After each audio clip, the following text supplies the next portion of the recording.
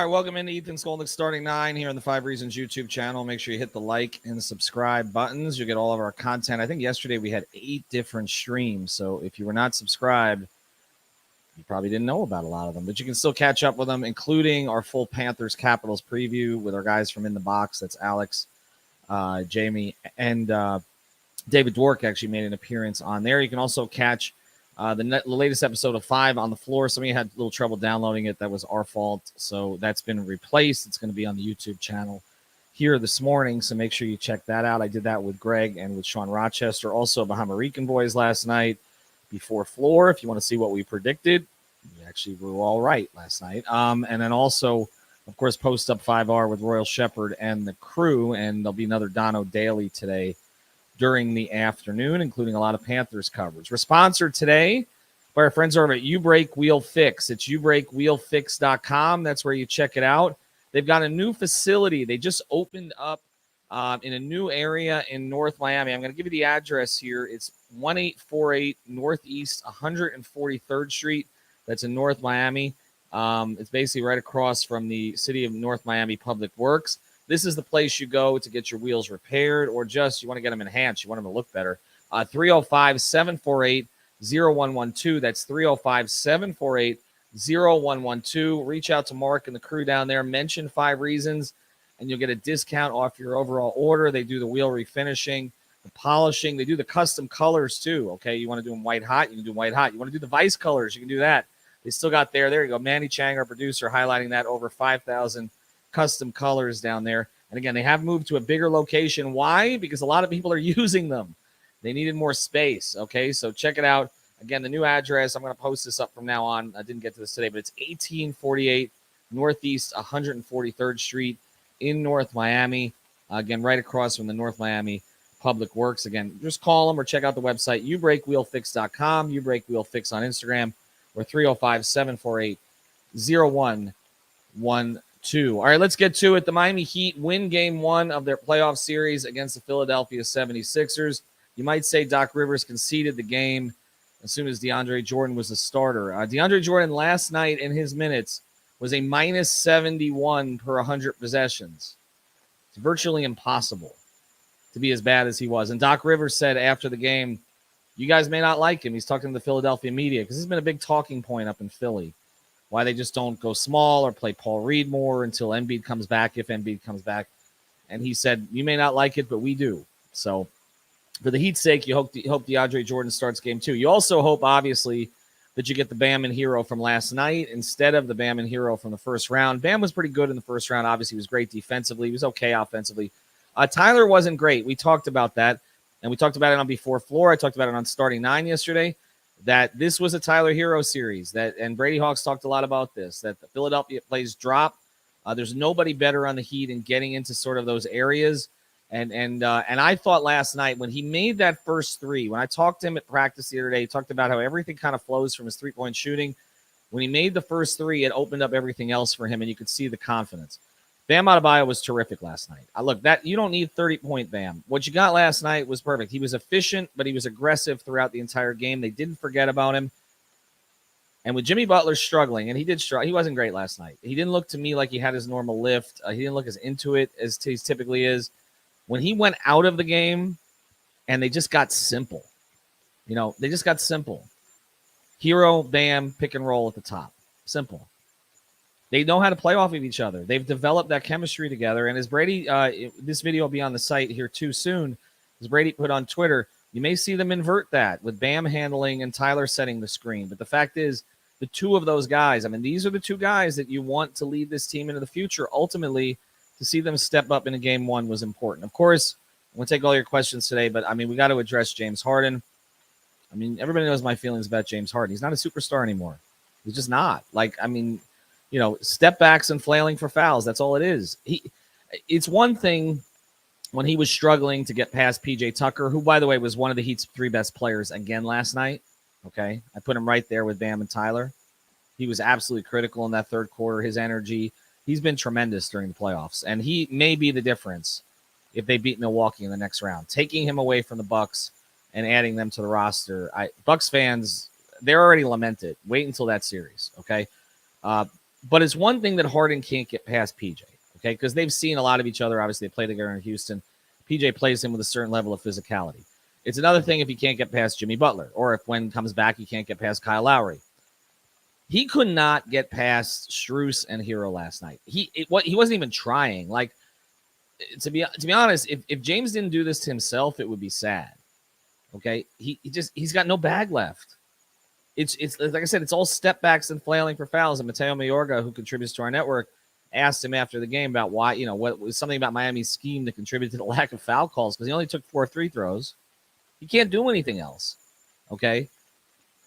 So Mateo asked him that, and he said, next question. So, I mean, there's nowhere else for Harden to go at this point. Like, and the interesting conversations in the offseason about whether Philly maxes him, because it's a weak free agent class, but to me, he's not a max player anymore. I mean, at 32 years old, with the way he takes care of his body, there's no big James Harden game coming in this series. People are waiting for this. It's not. They're waiting for Houston Harden. It does not exist anymore. The way he's treated his body over the past few years, okay, he's not. You can just tell he has. Maybe it's the hamstring from last year, and he needs to get totally right. Okay, maybe that'll help him in the offseason. But I'm sorry. I mean, there was no fear of him last night, right? Like, I think there was, and there's no fear of Tobias Harris. I mean, Tobias Harris had a nice game last night. That's the most that Tobias Harris is going to do against you. And we talked about that. He was a variable in that sense, that he'll have games like that, but he's not going to carry you. When they ultimately needed him late in the game, he couldn't give them anything.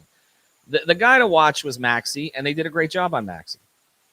Tyler got hunted at times, but they covered it up, and for the most part. And yes, they did play Oladipo down the stretch of the game or in the fourth quarter. But something that I did get to on the podcast last night is I don't really need to see a lot of Butler Oladipo Hero minutes. I don't like the way it looks. I don't think they have enough time to work on it. Maybe I'll be proven wrong on that. But the 3 times that the 3 of them played together last night, the 3 stints, there was a lot of standing around. Jimmy was trying to run pick and roll with Dedmon. 2 of those guys at a time, fine. Okay, preferably Hero being with one of them. But 3 of those guys together, it's not going to work. That's my view on it. All right, we're going to take questions here today. Sorry, the voice is a little scratchy, but we'll get to these questions, and Manny's going to prop these up for me. So we'll go in this. I see a couple coming up. Manager, at this point, it's championship or bust, man. I mean, I wouldn't go that far. Like, Phoenix is really good. Okay. I mean, they won 60-plus games. Chris Paul's still playing at a prime Chris Paul level. Devin Booker's back. Ayton's really good. Like, Golden State is really good, although they have their hands full with Memphis. And Milwaukee are the champions. I don't think it's championship or bust. I think I said before the playoffs, I think we all agreed on this on our network, or at least in 5 on the floor, Eastern Conference championship or bust. With Embiid out, even more so. But this season will be determined ultimately. They're going to face Milwaukee in the next round, as I've been saying all year. Okay, it was going to be Miami and Milwaukee in the Eastern Conference Finals, and it's probably going to be the Suns and the Warriors in the West. And we're going to get a sense in that series of whether or not the offseason additions worked. Lowry and Tucker, is that enough to push you over the top with a more aggressive Bam, perhaps, and Hero's growth to put you over the top of Milwaukee? And, can you make up for the fact that Jimmy's probably going to have some struggles in that series? That's where you're at. That has to, for this season to be even considered remotely successful, that series has to go at least 6 or 7 games. And you have to get there first. Okay. Let's get here with some more from Jay. Good morning, Ethan. Why is Doc telling the media what he's going to do? Spo would never reveal his hand. I was thinking about this last night, so I'm glad you brought it up. Doc wants to please everybody. Okay. I like Doc personally. I mean, I don't know him well, but my interactions with him have always been positive. But he's a broadcaster at heart. Like, he likes to share information. And, Eric Spoelstra comes from the Riley school of you just say as little as you have to, and then you kind of mock the media when they ask for more. Doc's not like that. Doc will tell you everything, and then he's going to get combative about it after they question him about it. And there's the D'Antoni specter behind there. But, I mean, he said to us last night, like, there really is no plan without Embiid. Like, we're just going to see how it goes. And the reality is that he was telling the truth. This comes in from Herbie. It's not a question, but Doc's commitment to DeAndre is insanity.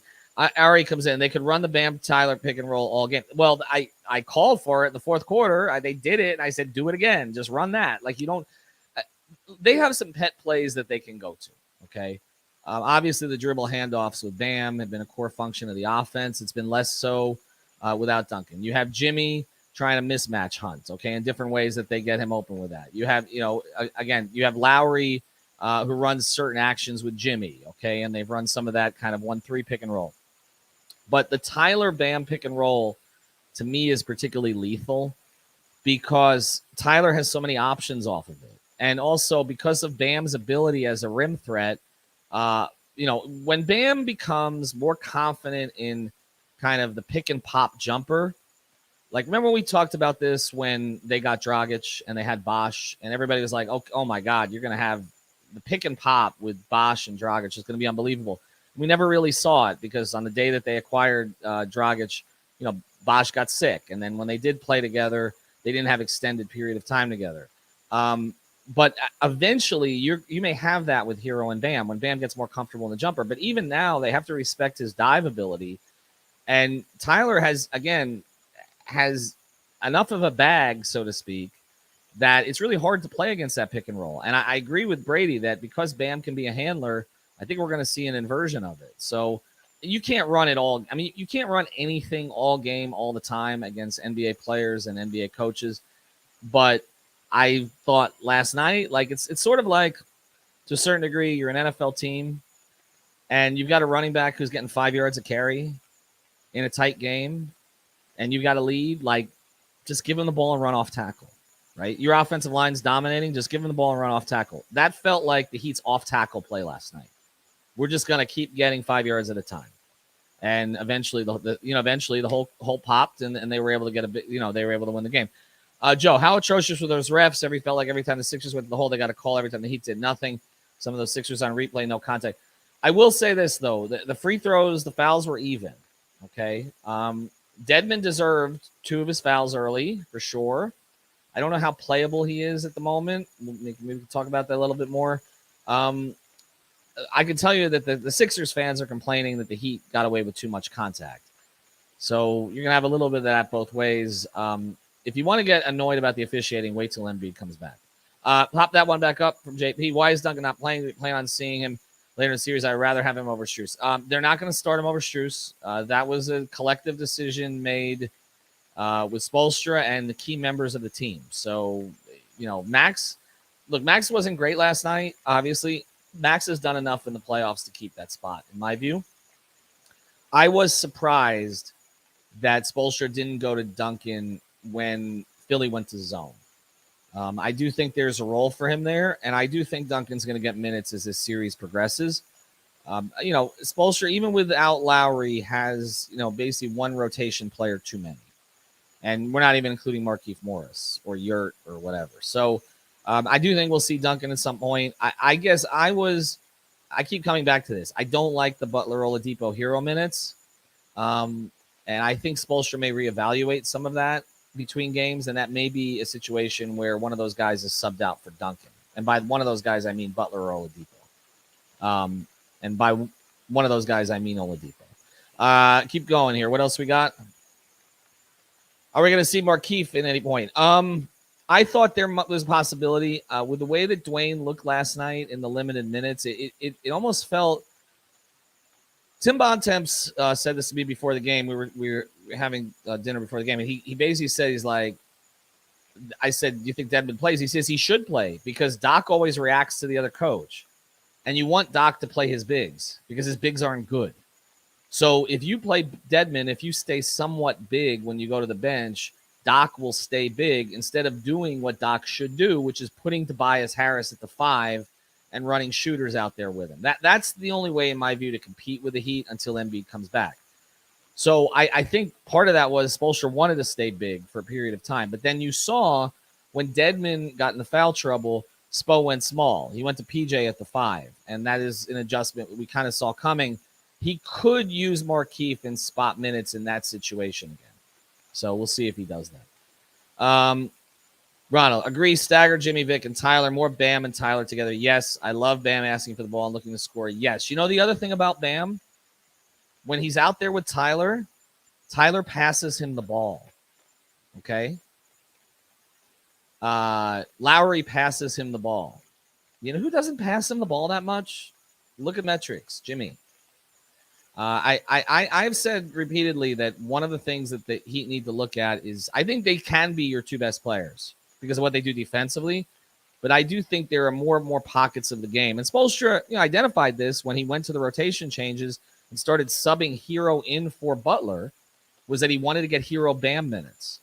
I think the more that you separate Bam and Jimmy early in the game, the better. You get the starting stint, and then I think you stagger. And look, that's no offense to either of them. The Heat's best lineups during the Big Three era were when Dwayne and LeBron were separated. If you remember, the way that Spoelstra used to run his rotation, first 9 minutes, he would run his starters, and then either LeBron or Dwayne would come out. He'd bring in Cole, Anderson, Battier, and Allen, right? We're going to have Norris on the podcast today, by the way, at 3 o'clock. So check that out. He would roll those 4 guys out with one of them. The one guy, either LeBron or Dwayne, would sit after 3 minutes. He'd bring in the other for the other 3 minutes. So they get 6 minutes with the subs, one with the subs, and then the other with the subs. I have said repeatedly that I don't like taking Bam and Jimmy out together. I take one of them out, play them with the other guys. You get your space. Some of their best minutes this year, too, by the way, were Lowry with the subs. So this idea you got to throw Jimmy and Bam out there together, yes, to close games, absolutely. Defensively, to start games, yes, to start the third quarter, but other times like that, I'm in favor of staggering. What else we got? Good question, Aaron. Which role player from the Heat can they not afford to lose? Well, it's PJ. I don't think there's any question. I think I know there are some on the network who mocked me about saying that PJ Tucker would have been worth the first-round pick this year. Is anybody mocking me now? I mean, I'm not saying they should have given it up because they ended up getting him for nothing in terms of compensation, right? They gave him basically half of the mid-level. But I mean, does he look like he's worth a first-round pick? Because to me, he does. I mean, he fills in every gap. The first 6 minutes of the third quarter last night, PJ was their most important player. Bam was great, but PJ getting loose balls, the energy, switching on guys, deflections, everything. He is a quintessential Miami Heat role player. Like he is, we did an episode about the best role players in Heat history, and there have been a lot of good ones. I mean, PJ Brown, Grant Long, obviously Udonis Haslem, Bruce Bowen, a ton of them. PJ's top 5 right now, and if they win a championship, he's top 3, and he may not be 3. All right, we got more. Thanks to Manny for loading these up. I know Vic's shot wasn't falling, but I still think he had impact on the game. Yeah, look, my criticism of the Oladipo rotations are not criticisms of Vic. Does everybody understand that? Because everybody gets sort of uptight about this. I think Vic is one of their 5 or 6 best players, okay, now that he's healthy. Like, you can see it. Defensively, he jumped right back in. Like, the problem with Vic is fit with this roster right now. And I got some tweets, and I talked about this on 5 on the Floor last night. Like, well, LeBron and Dwayne had similar games, and they figured it out. Okay, let's start here. LeBron and Dwayne, okay? I mean, the 3rd best shooting guard of all time and one of the 2 best players of all time. And the other thing is they didn't figure it out right away. They didn't. They needed a full training camp. These guys have not had a full training camp. And then I was in Dallas for Bumpgate at 9 and 8, where they were pointing at each other and nobody knew who was supposed to handle when, and they were taking turns. It does not happen overnight. Okay. So, I just think we saw Vic trying to jump onto a moving train here late in the season. It didn't really work. And then a couple games without Jimmy, he looked fantastic. Okay. It's not because they don't like each other. It's just, it's game overlap. And then, we saw him have a role in the Philadelphia series again with guys out, with Jimmy out. And then there was one game he played reasonably well with Jimmy, but that's not going to be a consistent thing right now. It's just not. Let's take 3 more. All right. Looked like Jimmy knows the others are playing well. Didn't need to overplay or insert himself too much. I think it's partly that. I also don't think he had his bounce last night. You can usually tell with him if he's around the rim, if he goes straight up, how far above the rim he's getting, all that, sort of his legs on his jumper. I don't know if the knee's 100% right now. I don't know if the wrist is 100% right now. He'll gut it out. He'll be fine, but I don't think he wasn't great last night, and I don't think it was all just him making a decision not to be great. Teru, if Lowry returns, whose minutes will be bumped? Well, Gabe will go to the bench, obviously. And then I think there are decisions to make. I honestly think right now it's probably Vic. I think once Lowry's back, I think Gabe's going to get limited minutes off the bench in support because, again, I think that Gabe makes those lineups. Gabe kind of stays out of the way and you're okay with it. Vic, when he's standing in the corner, isn't really serving you as much of a purpose. So I think probably Gabe slides into the Oladipo role, but we'll see. I think if Vic had made a major impact last night, it might have pushed it back a little bit. But I think when Lowry comes back, Gabe probably goes to the bench. And again, the question to me becomes kind of Robinson or Dedmon. I think Caleb's going to get minutes in this series. I don't like Caleb getting minutes with that Jimmy Oladipo group, though, because he's another – I mean, he's a guy you don't really want shooting unless he has to. And there were a couple times the ball just found him, and I'd rather it find Duncan Robinson in those situations. So we'll see how that's played out. Let's take two more here, and then we'll do more of this tomorrow. Do you think they should sub out Jimmy for Vic? No. Next question. No. Jimmy's okay enough to play. We handled that one already. Let's go to the next one, Manny. Do you think the Heat need Lowry in this particular series? I don't think that Kyle's going to play until they lose. That's not information. That's just gut feeling. I think they'll hold him out as long as they possibly can. Do they need him to win the series? No. Were there times last night where they needed to get organized, where it would have been great to have him? Yes. I'm getting to the point where, and I know this contradicts what I said about Gabe earlier, I'm getting to the point where I would prefer Hero to be the next ball handler up after Lowry. In other words, after you, once he's in the game, you let Tyler kind of handle, in which case, if he can do that effectively, then that kind of lessens the need for Lowry right now. Where they're going to need Kyle Lowry is down the stretch of close games and to keep them away from their worst instincts, right? Their worst instincts are Bam gets passive. Lowry doesn't allow that, okay? Their worst instincts are Jimmy kind of ball hogs in the last 3 minutes. With Lowry out there, Jimmy does that less. So that's where Kyle's going to be so important down the stretch of a game against Milwaukee, which is where I think this is headed. Strus's shot wasn't falling last night. Any chance we see Duncan pick up some minutes? I do think we're going to see Duncan in this series and not just in garbage time. I don't know that it's necessarily Strus dependent, though. I mean, if Strus wets the bed, yes, but he didn't do that last night. He played fine. Like you said, the shot wasn't falling, but he wasn't non-aggressive. He was still creating enough space. And as I said earlier in the show, James Harden didn't know how to get past him. So as long as that's the case, they have a place to, quote-unquote, hide Max Strus, which is on a former MVP who's completely cooked. Okay? But I don't think it's one or the other necessarily the way we framed it the whole year. I think it's more, like I said, Duncan or Dedmon. I feel like, as Spoelstra moves on in this series, he's going to recognize he doesn't really need to play Dedmon to force Rivers to go big. And I think Doc may be talked into over the next couple of days, maybe by his staff, if not by the Philadelphia media, not playing his bigs and just going smaller, in which case you're not going to see Dedmon. And then there are opportunities for Duncan, again, as long as you can find a place to hide him defensively. Sean Rochester, as people know, is sort of the biggest Duncan defender in the network. Even he said yesterday Duncan would have run into trouble probably with the way the officials were calling the game, because Duncan uses his hands a lot on defense, and there probably would have been fouls. So that's something to consider also. Take this one from Sed here. We'll grab this one. You see, there we go. Okay, Ethan, who should be handling the ball when Jimmy, Tyler, and Depot are on the court together? This is why they should be on the court together. I think it's going to be a take-turn situation with the three of them. I don't see comfortable. I think Depot and Hero, who've been working on their chemistry, and I've talked about that, and Tyler told me that. I feel like that may work when Jimmy's not on the floor. I feel like Jimmy and Tyler have enough of a rhythm now that works without Depot. Who should be handling the ball with the three of them on the floor? I don't think the three of them should be on the floor together consistently. Now, if they are,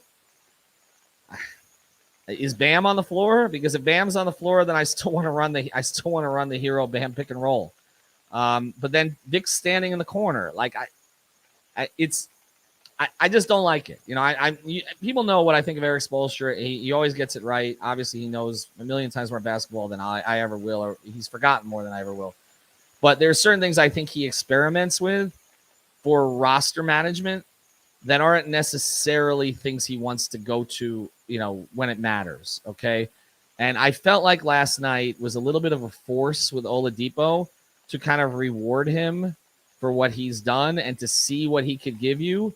But I think if Eric looks at the film, which he's going to, obviously, with Eric Glass and everybody else there, I think he's going to realize that putting the three of them on the floor together doesn't maximize them. Greg's talked about this. This championship run, if that's what this is, okay? We can talk about the future with Bam and here or whatever. We can talk about Oladipo signing in the offseason and having a full training camp and maybe starting Tyler next year and letting Vic run the bench, maybe with Strus, as his wingman, okay? And maybe you trade Robinson. All of that is a discussion for the offseason. But for right now, to win a championship, it is about this, okay? Maximizing Jimmy, Bam, and Tyler. That's what it's about. If you're going to win a championship, you have to maximize what they do well. Putting Jimmy and Tyler on the floor with Vic at this point, when you haven't had a time to really work through it, is not maximizing Jimmy and Tyler. That's my opinion. Last one here. Throw one more in, Manny, and then I'll let you get to work. This comes in for Rock the Mic. Kyle plays at a noticeably quicker pace than our other ball handlers. Does his playing style help or hurt Miami in the series with Doc trying to speed up the game? Well, he plays at a quicker pace, but he doesn't force the pace, okay? A lot of Kyle's pace pushing is the hit-ahead pass, right? Well, Kyle's not even running. But even with Kyle this year, they were bottom 10 in pace. Now, with him off the floor, they were last in the league in pace, okay? So they're going to slow it down when Kyle's out, mostly because Jimmy's handling more. And he's mismatch hunting, okay, and they're running sets that take a little bit longer, or he's basically just pounding it, which sometimes works because he's good at it. But I don't think that playing Kyle is a problem in any way. Kyle can adjust at this point to any pace. I think you're fine. The one thing I didn't love last night, and Sean mentioned it, and then when I watched it back, they looked like they were trying to speed Maxey up. I think that's dangerous as the series goes on. He did not have a good game last night, but I really like him as a player. I think he's going to figure some things out. We'll go from there. And I just want to look, I'll go to this comment. We don't have to put it up, Danny. This comes in from Ronell. I think Ethan is overlooking Vic way too much. He's not a scrub, and Coach Spo knows that. I just want to make this clear again. I do not think Vic is a scrub. I think Vic is one of their 5 most talented players. I think Vic is reasonably healthy now to the point that he can be a factor. It's not about that, though. Like, if Jimmy misses another game, start Vic, okay? But my problem is the combinations, and it's not – Spo does realize what I'm saying, because the whole purpose of the rotation changes with 3 weeks left in the season were to get basically Vic pushed out so that the others could be maximized. It wasn't a reflection on the way Vic had come back or was hurt or anything like that. It was reflection on the fact that they weren't getting enough space. It's not as simple as just putting the 5 best players on the floor all the time. If that was the case, during the Big Three era, the LeBron-Wade lineups would have been the best lineups. They weren't. The best lineups, I'll say this again, during the Big Three era, were LeBron with Bosh and subs, or LeBron with subs, and Dwayne with Bosh and subs, or Wade with subs. It's not always just about the 5 best players. It's about fit. So I'm going to – we'll agree to disagree on what I think of Vic, because I don't think he's a scrub. Spo doesn't think he's a scrub. I just think you need, honestly, a full offseason and a training camp to see how those pieces are going to fit. There may be moments in the playoffs where it looks good. The 3 times last night where they threw that together, they lost ground, okay? So it didn't look good last night. That's what I'm talking about. They looked the best last night with Jimmy being off his game and Kyle being out, running Tyler, Bam, pick and roll. And you know what? And I'll close here. As a Heat fan, you should like that, because that's the future. Actually, you know what, Manny? If you can stick around, can you stick around for 2 minutes?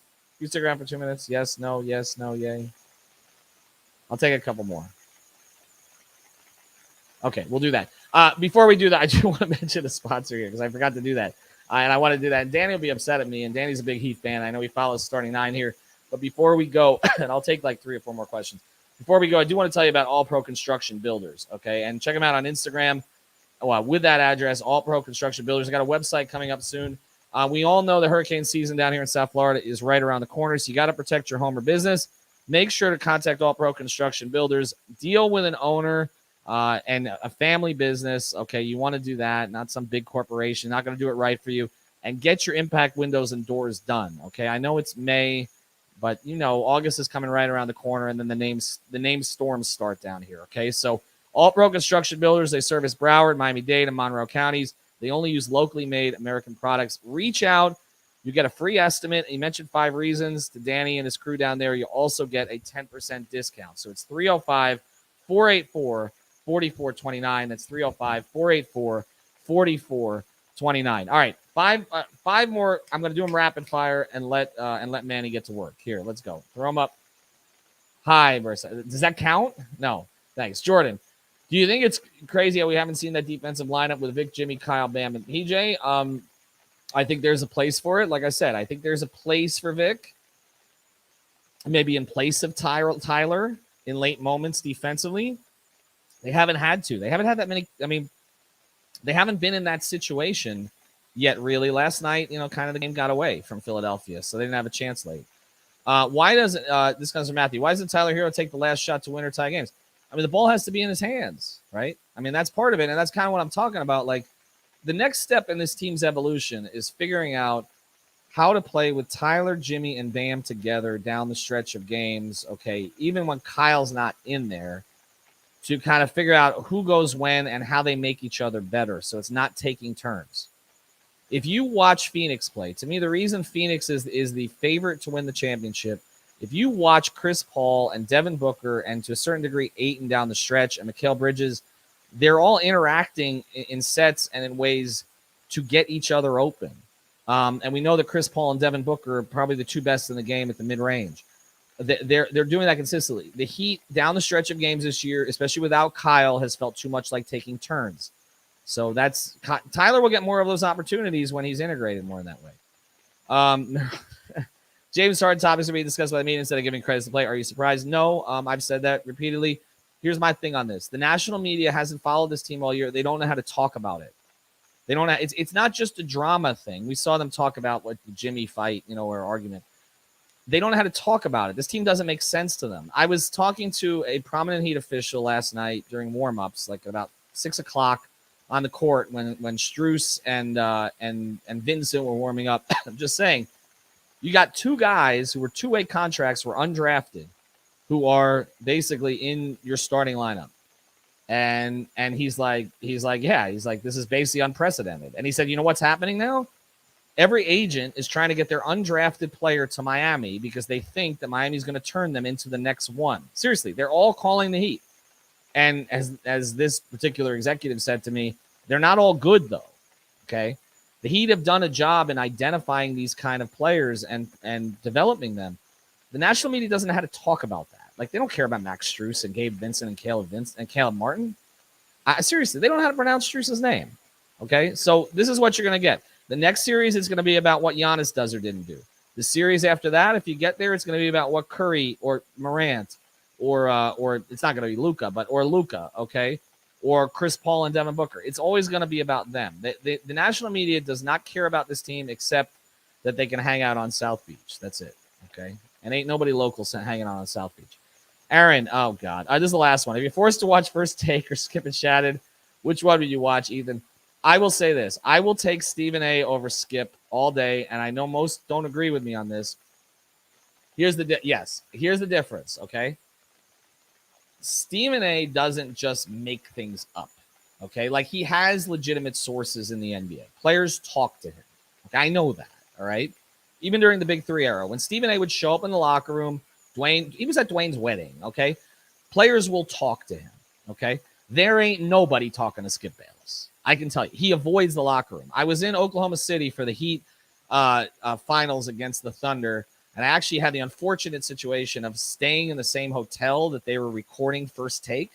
So I would come out of my hotel in dreary Oklahoma City where there's nothing to do. As Dwayne said, all you do is rent movies all week. And if they had a parade, I always said this, it would have been one street. Okay, you go downstairs, okay, And here, what you hear when you walk out of your room, it's this Marriott hotel, okay? You walk out of your room is you hear Skip, okay, and Stephen A screaming from downstairs, right? I can tell you that entire series, Skip Bayless, that fraud, did not step foot in the locker room. Stephen A did. So that thing that Skip, who made up the whole thing about Oladipo and Jimmy, just flat out made it up, as I said here on Starting Nine. I don't have any respect for that. At least Stephen A is good at what he does. I don't agree with a lot of the takes, but he's entertaining. The problem is not Stephen A. The problem is that ESPN has made their entire coverage of all sports about Stephen A. Smith. They're at fault, not him. That's my view. Stop being shy. Tell me how you feel about Harden. I wouldn't trade Tyler Hero for him. Have a good day, everybody.